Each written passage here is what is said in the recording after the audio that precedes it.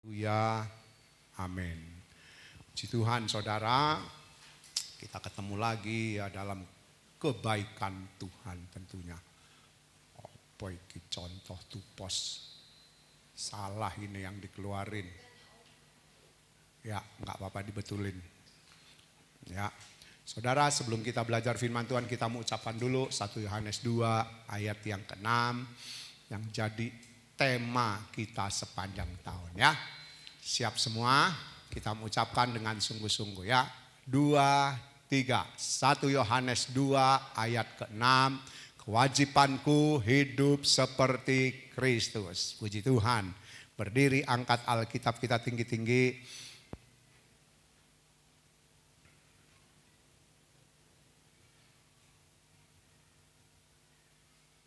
Siap semua, 2, 3. Aku percaya Alkitab adalah firman Tuhan. Ketika aku membaca, mendengar, melakukannya, aku pasti berbahagia. Amin. Puji Tuhan saudara, pada pagi ini kita akan belajar firman Tuhan. Ya, saudara buka Filipi pasal 2 ayat yang ke-12. Filipi pasal 2 ayatnya yang ke-12 ya, sambil ya sudah siap. Filipi 2 ayat yang ke-12, kerjakan keselamatanmu. Kita akan dengar pembacaan firman Tuhan dari Filipi pasalnya yang kedua ayatnya yang ke-12. Filipi 2 ayat 12. Hai saudara-saudaraku yang kekasih, kamu senantiasa taat. Ya. Karena itu tetaplah kerjakan keselamatanmu dengan takut dan gentar. Bukan saja seperti waktu aku masih hadir, tetapi terlebih pula sekarang waktu aku tidak hadir. Iya, kita akan belajar firman Tuhan, katakan kerjakanlah keselamatanmu. Saudara, kehidupan kita sehari-hari ya, saudara punya hidup, saya punya hidup, kita mengerjakan hal-hal yang menjadi kebutuhan kita setiap hari. Atau dengan kata lain, yang saudara kerjakan adalah pekerjaan sehari-hari ya, yang berhubungan dengan tubuh jasmani ini, yang berhubungan dengan kehidupan yang ada di dunia ini. Itu yang kenyataannya jadi fokus hidup kita. Ya apa ya? Ya, kita harus jujur bahwa hari-hari di mana saudara dan saya hidup, di mana kita melewati kehidupan ini, ya, yang kita kerjakan itu adalah pekerjaan yang berhubungan dengan tubuh jasmani kita atau dengan kehidupan di dunia ini. Dan begitu ngototnya saudara mengerjakannya ya. Itu tidak salah saudara ketika saudara bekerja dengan ngotot, yang sekolah pun harus sekolah dengan ngotot, belajarnya harus yang sungguh-sungguh supaya memperoleh hasil yang maksimal, itu tidak salah. Tetapi saudara, seringkali yang hal jasmani yang ada di dunia ini, yang kepentingan-kepentingan kita di dunia ini itu jadi fokus dalam hidup kita. Nah saudara, ini yang Tuhan tidak mau. Ingat saudara, saudara harus kerja dengan sungguh-sungguh. Yang sekolah anak-anak harus sekolah dengan sungguh-sungguh. Tapi jangan itu jadi satu-satunya fokus hidupmu. Ya. Begitu ngototnya kita mengerjakan hal-hal yang ada di dunia sampai kita tidak mengerjakan keselamatan. Ya saudara, keselamatan ini harus dikerjakan. Kita sudah belajar berjalan 3 tahun ini saudara, bahwa orang Kristen itu bukan orang yang beragama. Tetapi Kristen itu adalah jalan hidup. Ya. Tuhan Yesus yang saudara dan saya harus peragakan. Supaya apa? Supaya saudara dan saya menerima bonus keselamatan. Yaitu usaha Allah mengembalikan saudara dan saya ke rencana semula. Waktu Allah menjadikan manusia Adam dan Hawa, Allah mempunyai rencana yang begitu luar biasa supaya manusia bisa melakukan kehendaknya. Tetapi kita tahu usaha itu gagal. Ya, usaha manusia itu gagal. Adam jatuh dalam dosa, Hawa jatuh dalam dosa. Nah, saudara, ketika manusia gagal mengikuti rencana Allah, memenuhi apa yang menjadi kemauan daripada Allah waktu Allah menjadikan manusia, maka saudara, akhirnya manusia harus bekerja. Ya, akhirnya manusia harus berusaha untuk bisa kembali kepada rencana Allah. Tetapi usaha itu sia-sia. Ya. Nah, kita tahu usaha manusia itu tidak bisa mencapai kepada rencana Allah. Makanya saudara, akhirnya kita tahu Tuhan Yesus diutus. Nah, kita akan dengar dulu ya pembacaannya. Efesus pasal 2 ayat 1 sampai 3. Efesus pasalnya yang kedua ayat 1 sampai yang ketiga. Ya. Saudara buka Alkitab saudara, ikuti pembacaan firman Tuhan. Efesus 2 ayat 1 sampai 3. Kamu dahulu sudah mati karena pelanggaran-pelanggaran dan dosa-dosamu. Ya. Kamu hidup di dalamnya karena kamu mengikuti jalan dunia ini, karena kamu mentaati penguasa kerajaan angkasa, yaitu roh yang sekarang sedang bekerja di antara orang-orang durhaka. Sebenarnya dahulu kami semua juga terhitung di antara mereka, Ya. ketika kami hidup di dalam hawa nafsu daging dan menuruti kehendak daging dan pikiran kami yang jahat. Pada dasarnya kami adalah orang-orang yang harus dimurkai, sama seperti mereka yang lain. Nah, saudara, tadi saya sudah singgung. Kita hidup di dunia ini hanya melakukan apa yang kita perlukan di dunia. Ya, kepentingan jasmani, kebutuhan jasmani. Sekali lagi, jangan salah, tidak salah. Hal itu saudara lakukan. Tetapi saudara, karena kita memfokuskan hidup kepada perkara dunia, cuma hal-hal yang ada di dunia yang kita butuhkan secara tubuh ini, maka saudara, kita tidak pernah memikirkan keselamatan. Ya, saya sudah berulang kali berkata pada saudara, pernahkah kita berpikir sementara kita bekerja, yang bersekolah anak-anak, yang remaja yang sudah mulai memahami firman Tuhan, pernah enggak kita waktu bekerja, waktu sekolah, yang kuliah, berpikir kalau saya mati sekarang, saya kemana? Saya kemana? Efesus pasal 2 ayat 1 sampai 3 dengan jelas memberi keterangan kepada kita, memberi pemahaman kepada kita bahwa kita sudah berbuat salah, kita sudah berbuat dosa, kita sudah melanggar ya, apa yang diingini oleh Tuhan untuk kita lakukan, itu kita langgar semua.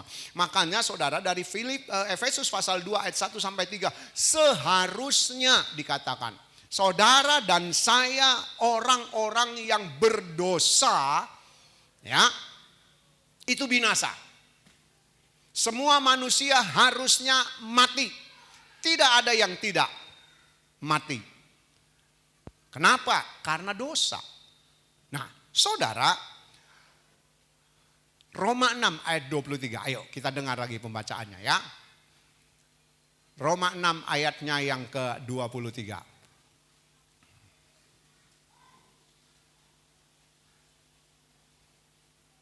Roma 6 ayat 23. Ya. Sebab upah dosa ialah maut, tetapi karunia Allah ialah hidup yang kekal dalam Kristus Yesus Tuhan kita. Nah, kita lihat Efesus pasal 1, 2, 3, pasal 2 ayat 1 sampai 3 memberitahu kita adalah orang-orang yang hidup di dalam pelanggaran, yang hidup melawan Allah, yang memberontak, yang kurang ajar, yang tidak mengikuti apa yang menjadi maunya Tuhan, yaitu melakukan kehendaknya dalam hidup kita. Makanya dikatakan seharusnya kita binasa. Firman Tuhan menulis dengan jelas Roma 6 ayat 23, upah dosa ialah maut. Tetapi kasih karunia Allah yaitu hidup kekal di dalam Kristus Yesus bagi kamu atau atas hidupmu. Nah, saudara, ketika semua manusia harusnya mati, maka Allah berusaha mengembalikan saudara dan saya ke dalam rancangannya supaya kita selamat. Nah, jadi keselamatan itu adalah usaha daripada Allah, yaitu Bapa, untuk mengembalikan saudara dan saya masuk ke rencana semula, rencana awal, supaya saudara dan saya hidup seperti maunya Tuhan. Tapi itu gagal karena Adam dan akhirnya sampai kita pun ikut mengalami kegagalan itu. Makanya harusnya kita mati. Tetapi saudara, kita akan dengar ayat yang keempat sampai yang ketujuh dari Efesus pasal 2 tadi ya. Kita lihat. Saya ingin ajak saudara memahami, mengerti siapa kita sebenarnya ya. Efesus 2 ayat 4 sampai 7. Tetapi Allah yang kaya dengan rahmat oleh karena kasih-Nya yang besar Ya. yang dilimpahkannya kepada kita telah menghidupkan kita bersama-sama dengan Kristus. Ya. Sekalipun kita telah mati oleh kesalahan-kesalahan kita, oleh karena kasih karunia kamu diselamatkan. Ya. Dan di dalam Kristus Yesus Ia telah membangkitkan kita juga dan memberikan tempat bersama-sama dengan Dia di surga. Iya. Supaya pada masa yang akan datang Ia menunjukkan kepada kita kekayaan kasih karunia-Nya yang melimpah-limpah sesuai dengan kebaikan-Nya terhadap kita dalam Kristus Yesus. Nah, saudara, kita lihat ya, manusia yang hidup di dalam pelanggaran, hidup dalam kejahatan, hidup dalam dosa, hidup dalam ketidaktaatan harusnya mati. Roma 6 ayat 23 tadi. Ya, dari Efesus pasal 2 ayat 1 sampai 3. Ya, kemudian ayat 4 sampai 7. Saya tadi sudah singgung bahwa saudara dan saya ingin diselamatkan oleh Tuhan. Nah, keselamatan itu bukan sekedar masuk sorga, tetapi dikembalikannya manusia kepada rancangan atau rencana Allah yang semula, yaitu supaya manusia hidup melakukan kehendak-Nya. Dan teladan kita adalah Tuhan Yesus. Makanya saudara, Efesus pasal 2 ayat 4 sampai 7, Tuhan Yesus diutus. Ya, untuk apa? Untuk mengembalikan saudara dan saya kepada rencana yang semula daripada Allah. Dan itu saudara dikerjakan oleh Tuhan Yesus lewat salib. Sehingga dikatakan orang yang percaya kepada Dia, ya, dosanya diampuni, tetapi belum benar-benar tidak berdosa. Kenapa? Karena saudara dan saya masih punya sifat dosa, tubuh dosa, ya, karakter dosa yang ada di dalam hidup ini masih ada, masih berkuasa. Makanya saudara, kita lihat Tuhan Yesus datang, Dia memberi teladan pada kita, Dia taat sampai mati di kayu salib supaya saudara dan saya boleh, ya, yang percaya kepada Dia, yang percaya itu berarti melakukan apa yang menjadi kehendak Allah. Bukan cuma sekedar saya percaya Tuhan Yesus adalah juru selamat, yes. Tuhan Yesus penolong, yes. Tuhan Yesus yang memberkati, yes. Enggak, kalau cuma gitu saudara, kita tidak akan sampai sorga. Orang yang percaya itu orang yang melakukan kehendak Allah. Ya, apa yang disuruh oleh Allah, apa yang diperintahkan itu dilakukan. Itu baru namanya percaya. Kalau saudara cuma percaya di akal, percaya di otak, percaya di mulut, pengakuan, itu tidak akan menyelamatkan kita. Nah, jadi kita lihat usaha Bapa mengembalikan manusia kepada rancangannya yang semula lewat Tuhan Yesus, dikatakan supaya ya Dia yang mati di kayu salib itu memberikan kita hidup, ya, bersama-sama dengan Dia, dan pada puncaknya supaya kita manusia yang percaya itu nanti ketika kita dapat bonus hidup di dalam sorga, menikmati kekayaan kemuliaannya. Saudara, untuk bisa sampai di sorga, maka saudara dan saya harus meneladani hidupnya Tuhan Yesus.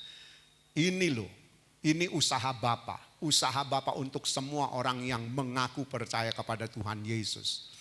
Ya, yang mengaku jadi orang Kristen.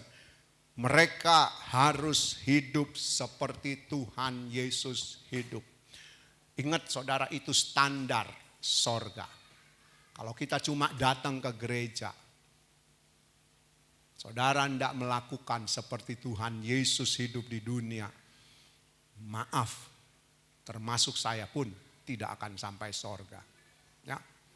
Jadi kita tidak cukup jadi orang Kristen yang cuma datang, kadang enggak. Makanya saudara, saya itu cuma bisa menghimbau. Cuma bisa mengajak saudara, ayo kerjakan keselamatanmu.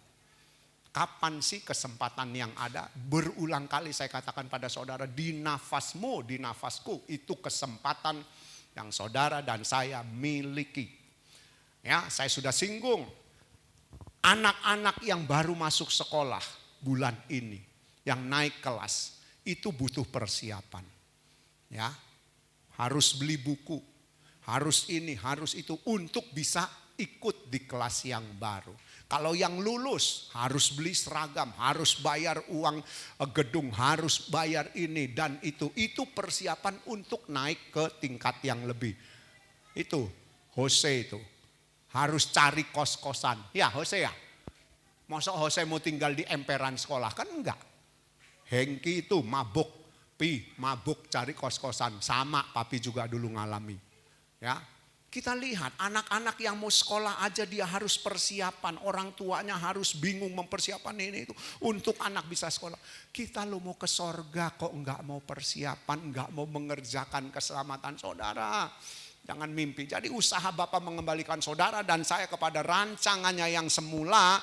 Supaya kita bisa ya tinggal di sorga. Nah tapi saudara, saya mau ajak saudara lagi. Keadaan yang ada hari-hari ini, ya saudara, itu membuat banyak orang tidak peduli. Ya, banyak orang tidak mau tahu dengan keselamatan. Ya, saya ingin ajak saudara lihat apa yang Alkitab tulis. Ya, zaman Nuh dan Lot. Ayatnya Lukas 17 kita akan dengar ayat 26 sampai ayat yang ke-30. Ya. Lukas 17 ayat 26 sampai ayat yang ke-30. Lukas 17 ayat 26 sampai 30. Iya. Dan sama seperti terjadi pada zaman Nuh, demikian pula lah halnya kelak pada hari-hari anak manusia. Ya. Mereka makan dan minum, mereka kawin dan dikawinkan, Ya. sampai kepada hari Nuh masuk ke dalam bahtera. Lalu datanglah air bah dan membinasakan mereka semua. Ya. Demikian juga seperti yang terjadi di zaman Lot. Mereka makan dan minum, mereka membeli dan menjual, mereka menanam dan membangun. Tetapi pada hari Lot pergi keluar dari Sodom, turunlah hujan api dan hujan belerang dari langit dan membinasakan mereka semua. Saudara ini loh. Ya, terus. Demikianlah halnya kelak pada hari di mana anak manusia menyatakan dirinya. Nah, ini loh. Ini yang diulang lagi oleh Tuhan Yesus. Tuhan Yesus memberi contoh waktu itu kepada orang-orang yang sedang mendengar firman Tuhan. Yang sedang belajar firman Tuhan lewat apa yang disampaikan. Kalau saudara lihat di atas ayat 20, kedatangan kerajaan Allah. Ya, atau keselamatan itu diberitakan. Nah saudara, tadi saya sudah katakan ketika fokus hidup kita hanya hal dunia, hanya kepentingan jasmani kita, itu saudara salah. Ya, itu salah. Kita harus bekerja, yang sekolah harus sekolah. Tetapi kalau itu jadi fokus hidup kita, itu salah. Kita lihat zaman Nuh dan zaman Lot. Saudara, di zaman yang berbeda, tetapi peristiwanya itu dikatakan oleh firman Tuhan akan terulang lagi sekarang. Ya. Bukan berarti nanti akan banjir seluruh dunia, kita mati bareng-bareng karena kelelep, karena kena banjir, bukan itu. Ya, bukan nanti kota Prajekan atau Kabupaten Bondowoso, Situbondo di mana ada jemaat GPD Ebenezer akan dibakar oleh api. Ya, kemudian dari bawah api menyala, bukan itu. Tetapi kelakuan hidup manusia, dengar ini saudara, kelakuan hidup manusia yang dikerjakan pada zaman Nuh dan zaman Lot itu adalah kelakuan manusia sekarang juga. Atau dengan kata lain, apa yang dikerjakan oleh manusia pada zaman Nuh dan zaman Lot itu dikerjakan manusia sekarang ini. Ya. Hal yang sama dikatakan zaman Nuh, zaman Lot, orang makan minum, pesta pora, kawin dikawinkan. Ya. Atau dengan kata lain dosa, perjinahan, kawin cerai, kawin cerai. Lalu saudara, dikatakan di zaman Lot ada perbedaan. Mereka menanam dan membangun. Mereka dikatakan lagi membeli dan menjual. Saudara, hari-hari ini keadaan zaman Nuh, zaman Lot terjadi. Orang makan minum. Pesta pora. Ya. Cuma bingung sama kuliner. Saudara, kuliner tidak salah. Ketika saudara pergi ke satu tempat, saudara ingin rasakan kuliner di tempat itu yang paling terkenal, silahkan. Tapi saudara, gaya hidup dari orang-orang sekarang itu seperti gaya hidup zaman Nuh dan zaman Lot. Ya, mereka, waduh rasanya kalau nggak makan ini nggak senang, kalau nggak senang. Saudara, kemudian mereka pesta pora, pergi kemana-mana. Saudara ingat orang kaya bersama Lazarus, hidupnya pesta pora, melakukan apa yang dia ingini sesuai dengan keinginan yang dia ingin lakukan di dunia ini dia lakukan. Mati, masuk tempat penyiksaan sementara. Orang kaya yang bodoh, yang bekerja dengan begitu luar biasa sampai dia mengerjakan semua itu dan memperoleh hasil. Tapi sesudah memperoleh hasil, memperoleh apa yang dia inginkan, dia berkata, hai jiwaku, makan minumlah, bersenang-senanglah, lakukan apa yang kau ingin lakukan. Malam itu juga firman Tuhan katakan, dia dicabut nyawanya. Demikianlah orang kaya yang bodoh, yang tidak kaya di hadapan Tuhan. Saudara, hidup zaman Nuh, hidup zaman Lot itu sekarang terulang. Mereka sudah diberi peringatan. Kalau saudara baca kisah Nuh, Nuh waktu disuruh membuat bahtera oleh Tuhan, ya sementara dia mengerjakan bahtera itu dia memberitahu, ya sebab orang-orang bertanya, Nuh untuk apa kamu bikin bahtera segede itu? Bukan di pinggir laut, bukan dekat air, tapi ada di gunung, ada di dataran yang jauh dengan laut. Coba saudara, jemaat GPD Ebenezer bikin kapal segede Nuh yang ada di sini, geretnya ke laut kan setengah mati, nabrakin sembarang. Loh itu kapal bukan kapal yang kecil saudara, panjangnya 300 hasta, 150 meter, lebarnya ya 50 hasta, 25 meter, tingginya 30 hasta, 15 meter lebih kurang. Ya bertingkat-tingkat. Waktu Nuh mengerjakan itu mereka tanya, Nuh untuk apa? Nuh bilang, ini nanti akan ada waktunya. Dunia akan dihukum oleh air bah, oleh banjir. Mereka mencemooh, ya mereka mentertawakan. Nuh bilang nanti kalau sudah waktunya kalian ikut masuk bersama aku supaya selamat. Ditertawakan.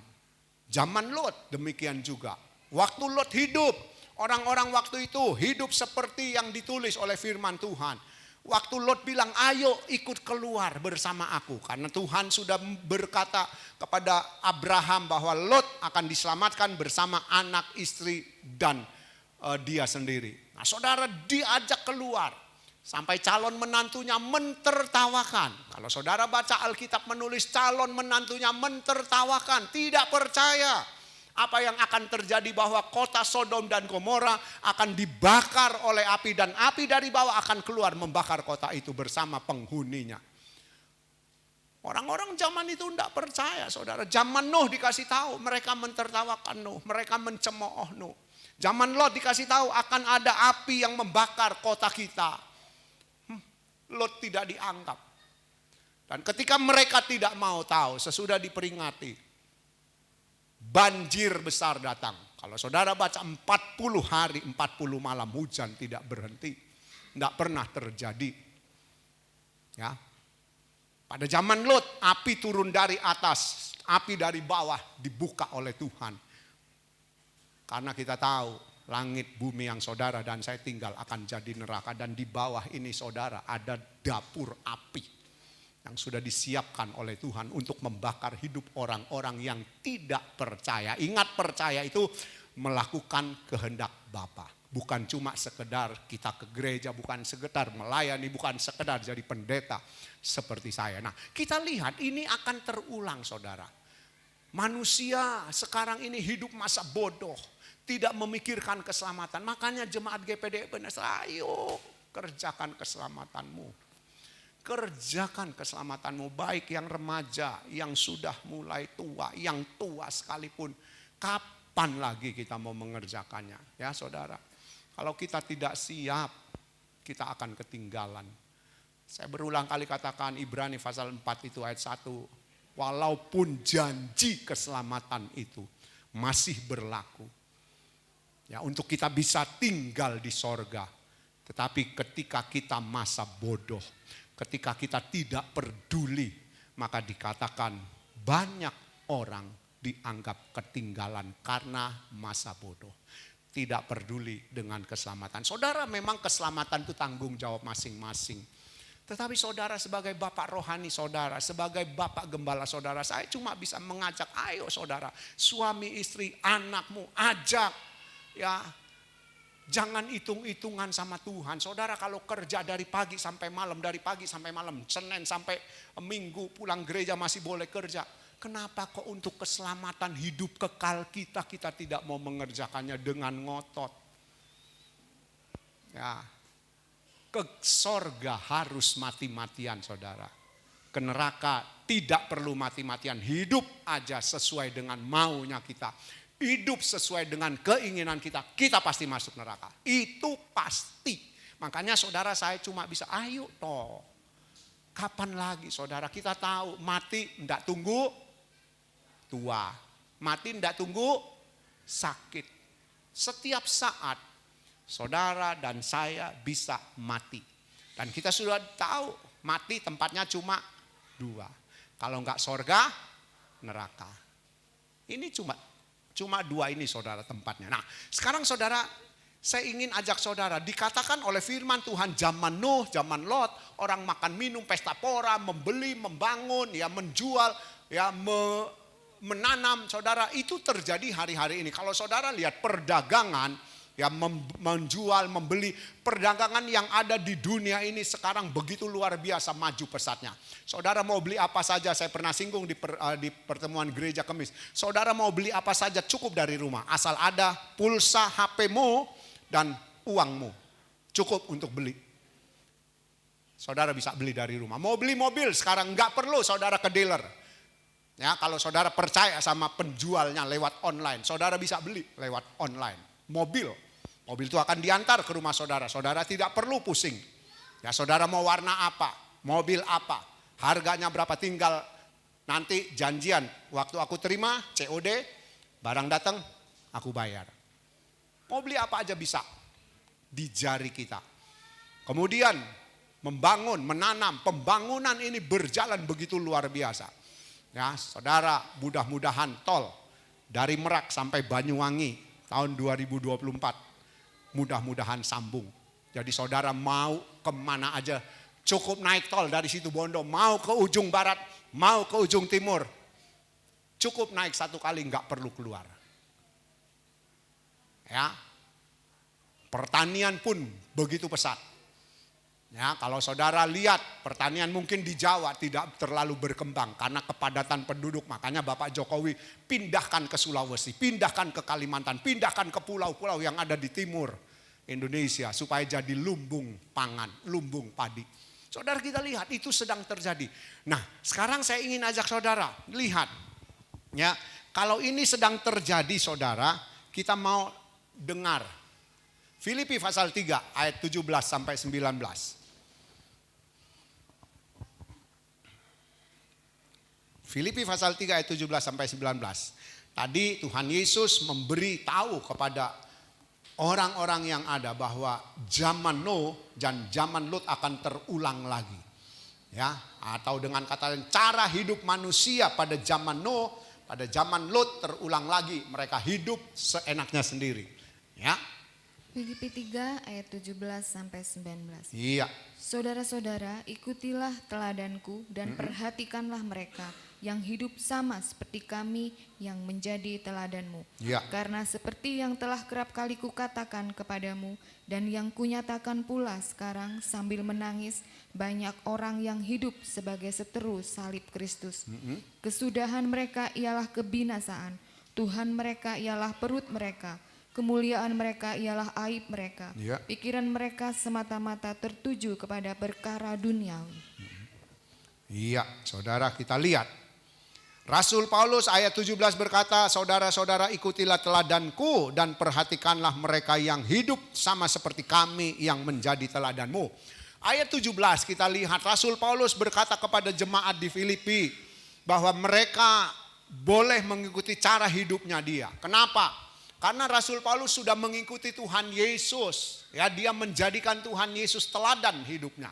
Makanya dia berani berkata, ikuti teladanku, ikuti caraku hidup yang sudah aku berikan sebagai contoh. Karena aku sudah mengikuti Tuhan Yesus hidupnya atau cara hidupnya, pola hidupnya. Ya, dia sudah menjadi seperti Tuhan Yesus. Jadi Kristen yang sungguh-sungguh. Ya. Kristen ingat bukan agama. Kristen adalah jalan hidupnya Tuhan Yesus yang saudara dan saya harus lakukan. Ya, bahasa kerennya kita harus to be like Christ. Harus jadi seperti Tuhan Yesus. Dalam hal apa? Tentu bukan dalam hal kekuasaannya, tapi dalam hal kehidupannya. Nah, sekarang saudara kita lihat. Kalau ayat 17 Rasul Paulus berkata ikuti teladanku. Kenapa dia berkata seperti itu? Saudara lihat ayat-ayat di atasnya. Ya, ayat-ayat sebelumnya dikatakan aku sudah melupakan segala yang ada di belakangku. Aku meninggalkannya supaya apa? Supaya aku memperoleh Kristus, supaya aku memperoleh keselamatan yang pada akhirnya aku boleh tinggal di dalam sorga. Saudara, kita belum bisa melupakan yang ada di dalam hidup kita yang kita genggam sekarang ini. Nah, tetapi saudara, kita harus berani ya memindahkan hati kita ke sorga. Memindahkan pikiran kita ke sorga. Saudara, Tuhan Yesus kan ngomong di mana hartamu berada, di situ hatimu berada. Termasuk pendeta pun kalau dia banyak hartanya, hatinya pasti terikat dengan hartanya. Makanya saudara, ayo kita belajar. Kita boleh memilikinya tapi seolah-olah kita tidak memilikinya. Ya, saudara bisa baca itu. Rasul Paulus menasehatkan kepada jemaat Korintus, kamu boleh membeli apa yang ingin kamu beli, tapi seolah-olah kamu tidak memilikinya. Kan aneh. Membeli tapi seolah-olah tidak memilikinya. Maksudnya tidak terikat. Ya. Tidak terikat. Nah, Rasul Paulus berkata, teladani aku. Karena dia, saudara-saudara lihat ayat-ayat di atasnya, dia sudah meninggalkan semua hidup duniawinya walaupun dia masih di dunia. Sama seperti Tuhan Yesus. Tujuan hidupnya satu-satunya, tujuan hidup Tuhan Yesus di dunia, melakukan kehendak Bapa dan aku mengerjakannya sampai selesai. Cuma satu tujuan, menyenangkan Bapa. Nah, sekarang saudara, kita ini ya adalah orang-orang yang sudah diberi hak. Lewat kematian Tuhan Yesus di kayu salib, dosa kita diampuni. Bukan berarti kita sudah tidak berdosa. Kita masih punya tabiat dosa, kita masih punya karakter dosa, kita masih punya sifat dosa. Ini yang harus kita kalahkan. Yang harus kita matikan. Enggak gampang kan? Halo? Gampang enggak? Enggak, tapi harus ada kemauan. Ya saudara, nah kita lihat. Ayat yang ke-18 firman Tuhan berkata, karena seperti yang telah kerap kali kukatakan kepadamu dan yang kunyatakan pula sekarang sambil menangis, banyak orang yang hidup sebagai seteru salib Kristus. Ya, saya akan baca dari firman Allah yang hidup, ayat 8 yang ke-18. Dikatakan demikian, sebab telah sering saya katakan sebelumnya, ini perkataan Rasul Paulus, dan sekarang dengan bercucuran air mata saya ulangi. bahwa ada banyak orang yang menamakan diri Kristen. Dengar saudara, firman Allah yang hidup berkata, banyak orang yang menamakan dirinya Kristen, mengaku Kristen. Ya. Tetapi sebenarnya memusuhi salib Kristus. Saya ulangi lagi, Kristen bukan agama. Kristen adalah jalan hidupnya Tuhan yang saudara dan saya harus peragakan. Yang kita harus lakukan. Yang kita harus kerjakan di dalam hidup ini. Kita lihat bahwa ayat yang ke-8 telah sering saya katakan sebelumnya. Dan sekarang dengan bercucuran air mata saya ulangi. Jadi Rasul Paulus ini menasehatkan jemaat di Filipi juga lewat Roh Kudus. Dia diberi tahu oleh Roh Kudus, makanya ayat ini ditulis. Yang nulis Alkitab manusia, tetapi dipimpin oleh Roh Kudus. Makanya Rasul Paulus bisa melihat ke depan. Ya, dia katakan aku peringatkan, ya yang sering sudah saya katakan, aku peringatkan, aku beritahu. Dengan bercucuran air mata saya ulangi. Saudara, ketika dia menulis ini, saudara, dia sambil berlinang air mata.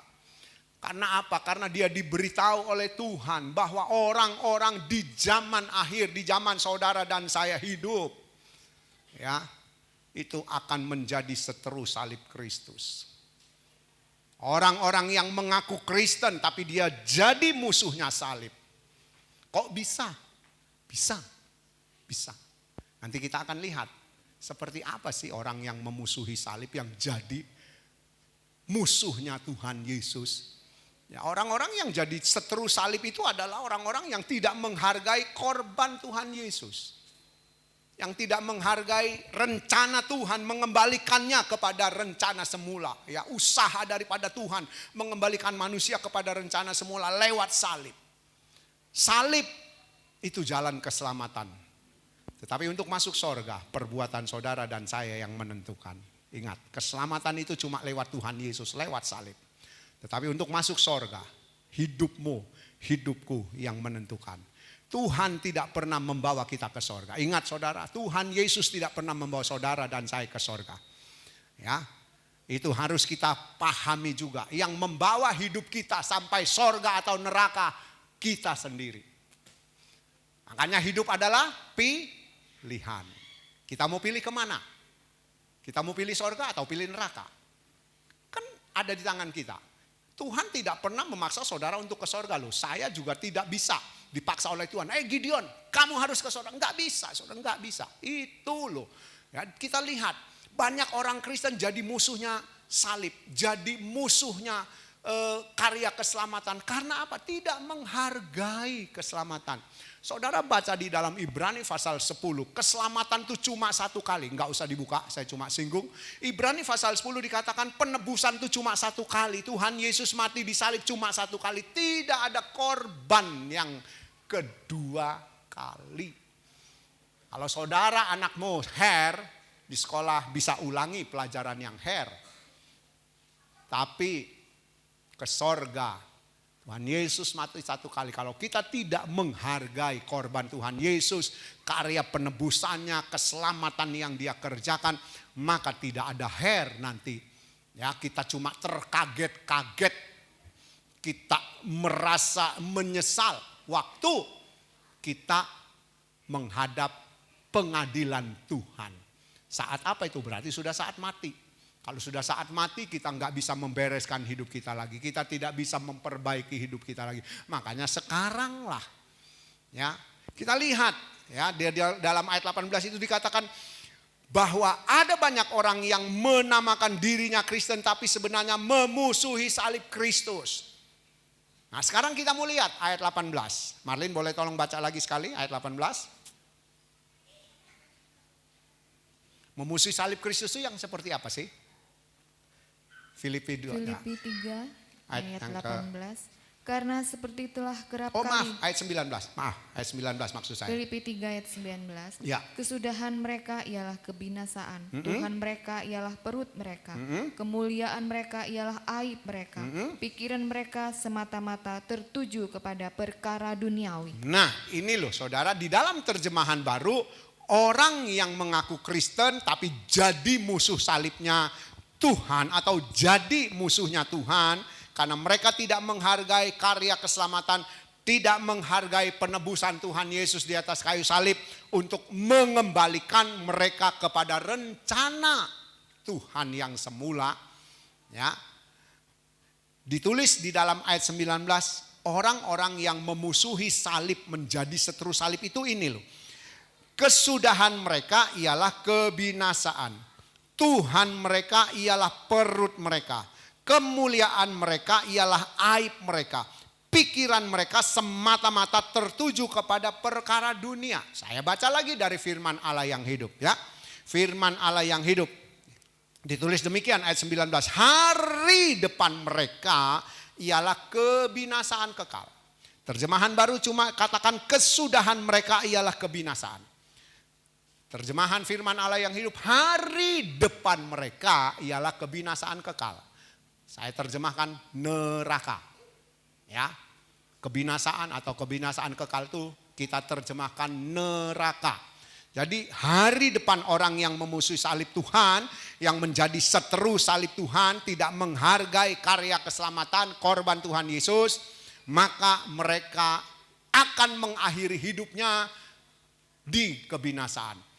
Orang yang tidak menghargai karya keselamatan Tuhan Yesus, hari depannya. Saudara dan saya punya hari depan enggak? Halo, kita punya hari depan enggak? Punya. Tinggal kita mau bawa hari depan kita kemana. Ya saudara, ingat itu. Saudara dan saya punya hari depan. Kita sekarang ada di minggu tanggal 31 Juli. Besok tanggal 1 Agustus. Itu hari depan kita. 2 Agustus terus kita akan jalan terus. Itu hari depan yang akan saudara lewati di dunia ini bersama dengan saya di dalam dunia ini. Nah, hari depan orang-orang yang tidak menghargai keselamatan dikatakan kebinasaan. Firman Allah yang hidup tulis kebinasaan kekal. Lalu ditulis lagi demikian. Ya, selain hari depan mereka ialah kebinasaan kekal, sebab ini loh. Saudara kita lihat orang-orang yang memusuhi salib Kristus itu yang tidak menghargai salib Tuhan, keselamatan, sebab mereka bertuhankan hawa nafsu. Terjemahan baru yang saudara pegang, bertuhankan perut. Ya. Bertuhankan hawa nafsu, bertuhankan perut.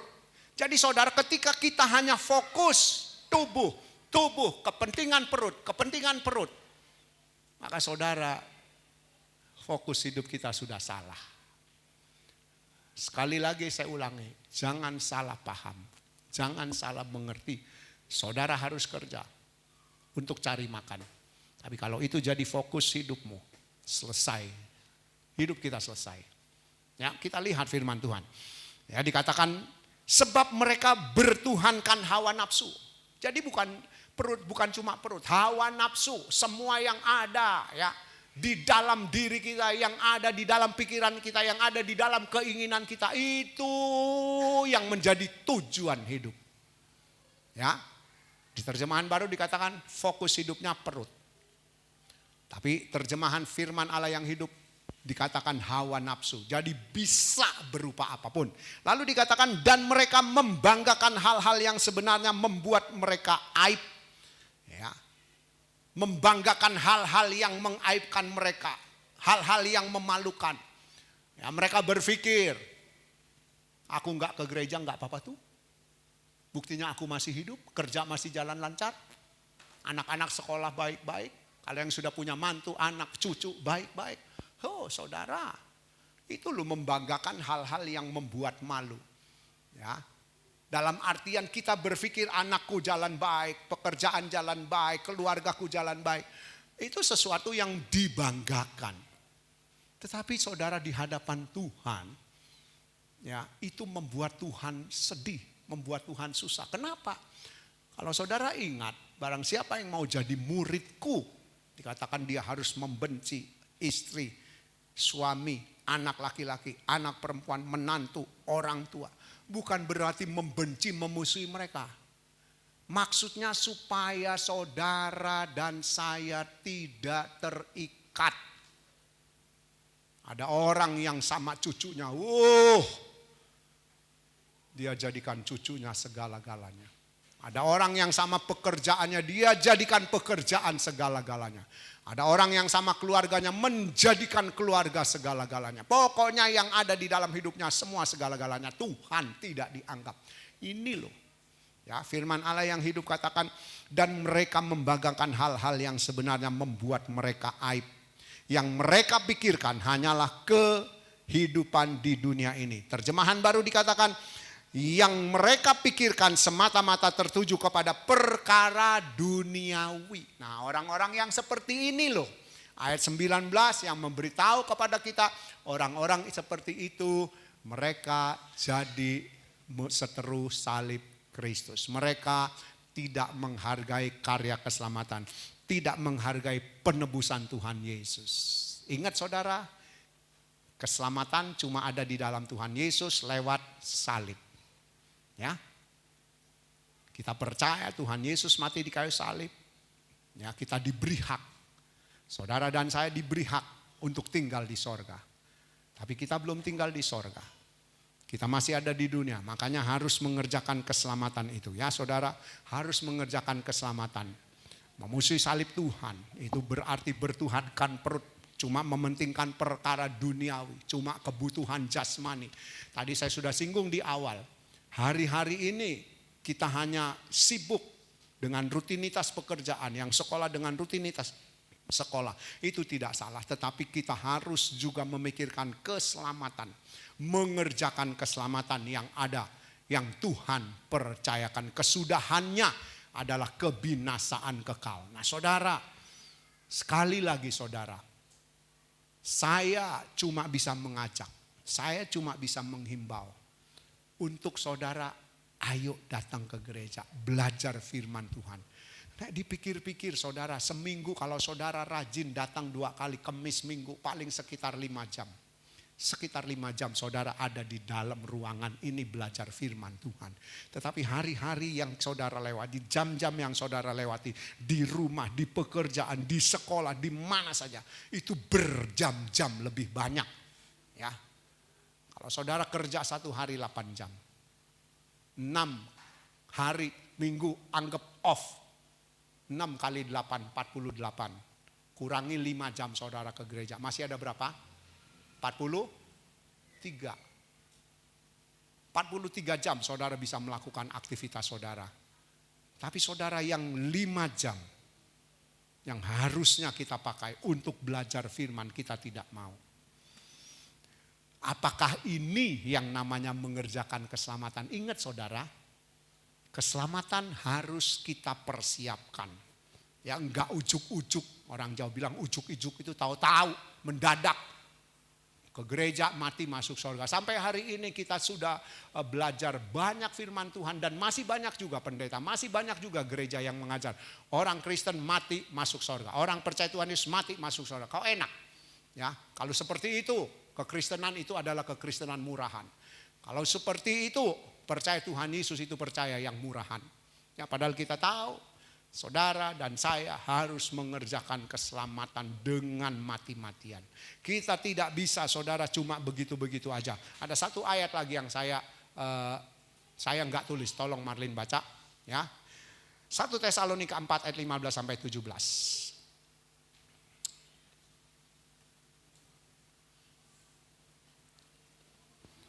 1 Tesalonika 4 ayat 15 sampai 17. Ya. Ini kami katakan kepadamu dengan firman Tuhan, kita yang hidup yang masih tinggal sampai kedatangan Tuhan, sekali-kali tidak akan mendahului mereka yang telah meninggal. Ya. Sebab pada waktu tanda diberi, yaitu pada waktu penghulu malaikat berseru dan sangkakala Allah berbunyi, maka Tuhan sendiri akan turun dari surga, dan mereka yang mati dalam Kristus akan lebih dahulu bangkit. Ya. Sesudah itu kita yang hidup, yang masih tinggal, akan diangkat bersama-sama dengan mereka dalam awan menyongsong Tuhan di angkasa. Ya. Demikianlah kita akan selama-lamanya bersama-sama dengan Tuhan. Nah, saudara, ketika kita tidak mempersiapkan keselamatan, tidak mengerjakan keselamatan, firman Tuhan memberitahu pada waktu Tuhan Yesus datang kali yang kedua, ya,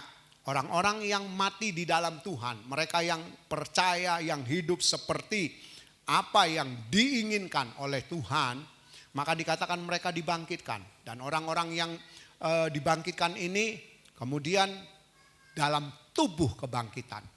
Ya, dibangkitkan dalam tubuh kebangkitan. Tubuh kebangkitan itu maksudnya tubuh yang sudah tidak bisa mati. Tubuh yang sempurna seperti tubuh Tuhan Yesus. Waktu dia bangkit dari kubur, sesudah dikubur selama 3 hari, dia bangkit dalam tubuh kemuliaan. Tubuh yang sempurna, yang tidak bisa mati dan tidak berdosa. Ya, kemudian dikatakan orang-orang yang hidup, saudara dan saya yang hidup, kalau nanti kita belum mati, belum dipanggil Tuhan, ya, maka saudara dikatakan orang yang hidup, yang percaya kepada Tuhan Yesus, mereka pun akan diubahkan tubuhnya.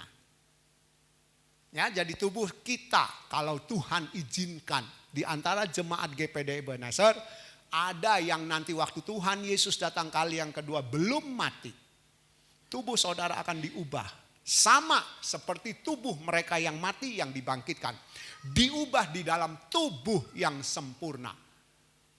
Ya, tentu saja sempurna berarti tidak bercacat secara fisik. Ya. Kemudian dikatakan orang-orang yang mati dibangkitkan, orang-orang yang masih hidup, yang percaya pada Tuhan Yesus, yang melakukan kehendak Bapa, hidup seperti Tuhan Yesus, maka tubuhnya diubahkan.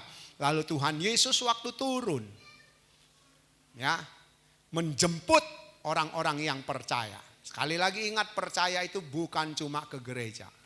Percaya itu bukan berarti saudara masih baca Alkitab. Percaya bukan berarti saudara masih nyanyi di gereja, bisa nyanyi di rumah. Ya.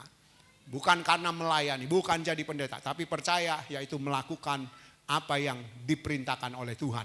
Nah, mereka yang mati, yang dibangkitkan, yang hidup, yang percaya, diubah, maka dikatakan Tuhan datang di awan-awan. Orang-orang yang dibangkitkan dan yang masih hidup itu akan menjemput kedatangan Tuhan.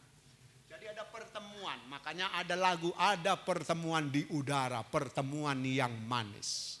Saya rindu bertemu di sana. Bertemu dengan Tuhan Yesus untuk kemudian dibawa tinggal ke sorga. Saudara, itu loh. Ya, keselamatan itu bonus tinggal di sorga. Untuk saudara bisa tinggal di sorga bersama dengan saya, dengan Tuhan Yesus, maka saudara kita harus kerjakan keselamatan itu. Ya saudara, jadi mengerjakan keselamatan itu ini loh. Hidup seperti Tuhan Yesus, dikembalikan ke rancangan Allah yang semula. Dan bonusnya saudara dan saya tinggal di sorga. Jadi keselamatan bukan tinggal di sorga. Bukan orang-orang yang selamat masuk sorga, bukan. Itu bonus hidupnya. Karena dia melakukan kehendak Bapa seperti Tuhan Yesus hidup melakukan kehendak Bapa, maka dia diberi hak tinggal di sorga. Nah sekarang saudara dan saya diberi hak tinggal di sorga. Kita sudah diselamatkan lewat kematian Tuhan Yesus. Tapi saudara dan saya belum selamat. Ingat itu? Tuhan Yesus mati, orang yang percaya diberi hak tinggal di sorga. Diselamatkan secara dosa keturunan. Tapi tabiat dosa, sifat dosa, karakter dosa yang masih ada di dalam hidup saudara, masih ada di dalam hidup saya, itu yang harus kita kalahkan. Yang harus kita matikan. Ingat saudara, zaman Nuh, zaman Lut, cara manusia hidup pada zaman itu terulang sekarang. Itu terjadi sekarang. Makan, minum, pesta pora, kawin dikawinkan, membeli, menjual, membangun, menanam, dan sebagainya. Cuma mengikuti hawa nafsu, cuma mengikuti kepentingan dunia, cuma mengikuti hal-hal yang ada di dunia. Saudara, itu yang terulang dan itu ada di dalam gereja. Maksudnya orang-orang yang ada di dalam gereja pun hidup seperti itu. Nah, itu yang tidak boleh kita kerjakan. Kalau saudara dan saya mau tinggal di sorga, cara hidup zaman Nuh, cara hidup zaman Lut yang sekarang dikerjakan oleh banyak orang, kita jangan ikut. Kita harus beda. Kita harus seperti Nuh hidup.